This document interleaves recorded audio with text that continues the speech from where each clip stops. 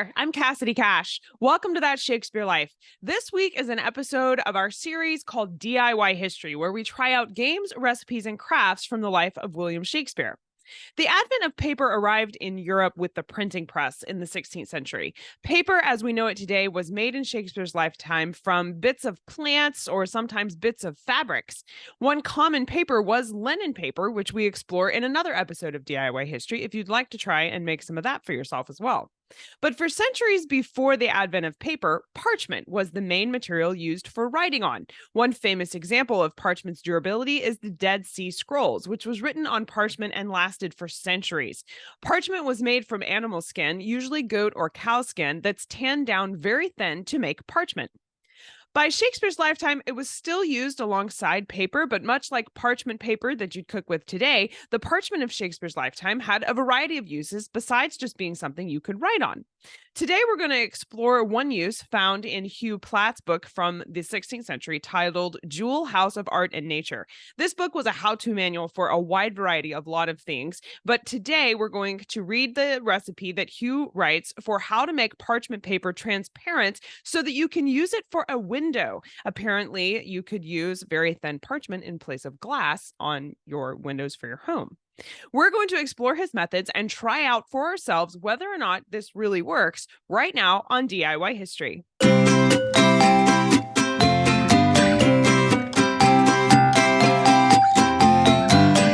Shakespeare mentions parchment in Comedy of Errors when Dromio says, "If the skin were parchment and the blows you gave were ink, your own handwriting would tell you what I think." That's Act 3, Scene 1. Again, parchment is mentioned as a writing foundation in Henry VI, Part 2, Act 4, Scene 2, when Jack Cade says, "Is not this lamentable thing that the skin of an innocent lamb should be made parchment?" The shift away from parchment to paper was happening in Shakespeare's lifetime and is reflected in the frequency with which Shakespeare uses the word parchment in his plays compared to his use of the word paper. Parchment is used 7 times across Shakespeare's works, but by contrast, the word paper is used 116 times. Parchment is always used in Shakespeare's plays as a foundation for writing something, whereas paper comes up as something you could use in a variety of ways. You see it obviously as something that you could write upon, but you also see it as something that's pre-printed. Characters will talk about reading something on paper or even wrapping things in paper, as happens in All's Well That Ends Well, Act 5, Scene 3.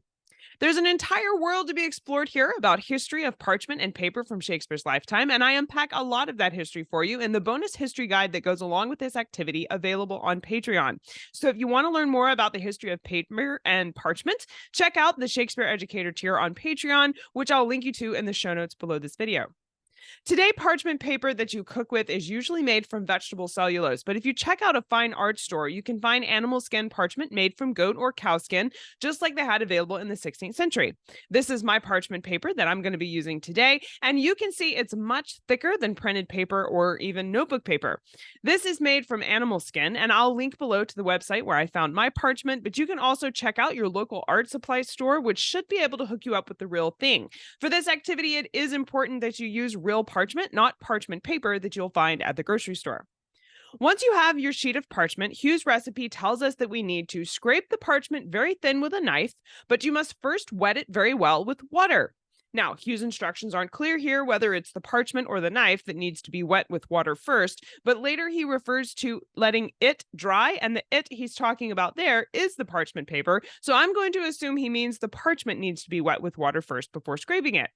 Another area where Hugh is not very helpful was that he doesn't really tell us how to get the paper wet or how much. He just says wet very well. So I'm assuming it needs to be pretty soaking wet in the water. So I'm going to dip my parchment into some clean water and let it get really wet. Wet very well, as Hugh indicates. When I was performing this activity, the parchment is so thick and not malleable that I ended up having to soak it a long time in the water to get it to be soft. The parchment is actually pretty stiff, right, when you get it. So when I was soaking it, I had to soak it in the water for probably 5 to, it may have even been 10 minutes. I wasn't running a timer. I was just checking it every few minutes to see if it had softened up. And it took it several minutes of just sitting in the bowl of water to soften up enough to where I could spread it over the sewing frame. Next, Hugh says, strain it on a frame and tighten it well. Of course, I don't have the kind of frames used in antiquity to tan hides into parchment, but I believe the main goal is to pull the parchment taut to make the following steps of scraping it with a knife easier to execute.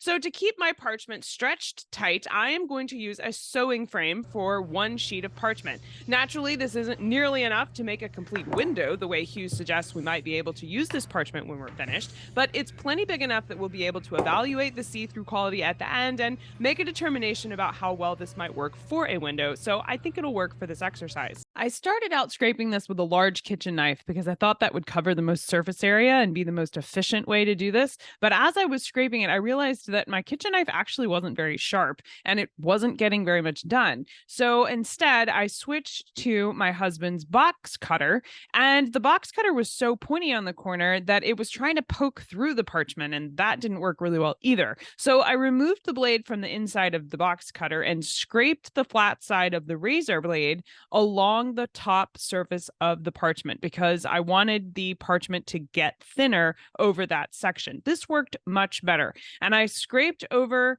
the parchment until it looked like it was getting thinner. You could obviously do more and it would get more thinner if you wanted to. I stopped at a certain point because I was concerned I was going to poke through the parchment, and I thought that was counterproductive. But obviously, the more you scrape, the thinner your parchment and the more window-like your result is going to be at the end. So just make a good determination. I scraped it for probably 3 to 5 minutes and then followed the next steps. Next, Hugh says that after we've scraped it well, we need to let it dry and then apply a coat of oil. Interestingly, he instructs that we should spread the oil over the parchment with a pencil. And I'm not at all sure how this is supposed to work. I asked some early modernists on Twitter who are historians in this area, and literally none of my connections had specific ideas about how this was supposed to work. Apparently, you are supposed to use a pencil to spread your oil on, but I don't know exactly how that's supposed to happen. To me, the graphite would obviously make it cloudy and not good for being a window. And since I'm trying to create a window here, I decided to skip the spreading it on with a pencil part, and instead I'm just spreading it on with my finger. There may be some science behind the graphite and the pencil that's important. So if you're trying this at home, I guess you can choose which way you would like to do it. For us, I am choosing to skip the pencil part because I don't understand how that's supposed to work, and I'm afraid it'll mess up the end goal. Additionally, Hugh says that you should use either almond oil or turpentine to spread over your parchment after you've scraped it really thin. We're going to be using olive oil today because that's what I have. But again, if you'd like to be most accurate to Hugh's instructions here, you would go ahead and use almond oil or turpentine at this moment. Now, once we get the oil on the parchment, Hugh says we're supposed to let the oil dry thoroughly is the word that he used. And then at the point when he says, when it is thorough dry, it will show very clear and serve in windows instead of glass. Now, that's a tall order for parchment to be clearer than glass, but there's a history behind glass and exactly how clear it was to be comparing it to. We are not comparing parchment to the same kind of windows we have in our homes here in the United States. So keep that in mind as you're evaluating this.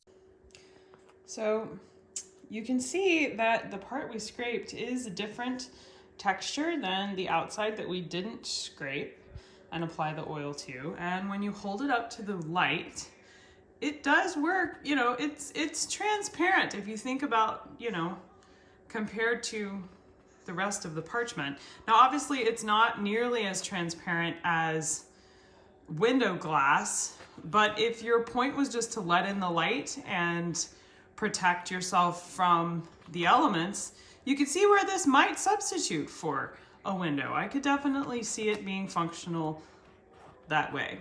If you'd like to try this activity out for yourself, I have printable step-by-step instructions, a supply list with links, and a bonus history guide all about parchment and paper, and even a few links to some podcast episodes addressing glass. The glass episodes are actually future episodes of That Shakespeare Life, but we'll add them on Patreon, and we'll add them to this digital kit as we get them recorded. So you'll see a place for that in the guide. But anyway, if you'd like to try this at home and you'd like some step-by-step instructions as well as detailed links to the supplies that we use to do this at home, you can join us on Patreon at the DIY history level. You can visit patreon.com/thatshakespearelife to access all of the extras and get access to me for questions or help if you'd like to try this in your classroom. Now, if you'd like learning how to do fun games, recipes, and crafts from the life of William Shakespeare, then this is the channel for you. Please hit that like and subscribe button, and don't forget to hit that notification bell so you'll get notified for our next episode of DIY History. That's it for this week. Thank you for watching. I'm Cassidy Cash, and I hope you learned something new about the Bard. I'll see you next time. Bye-bye.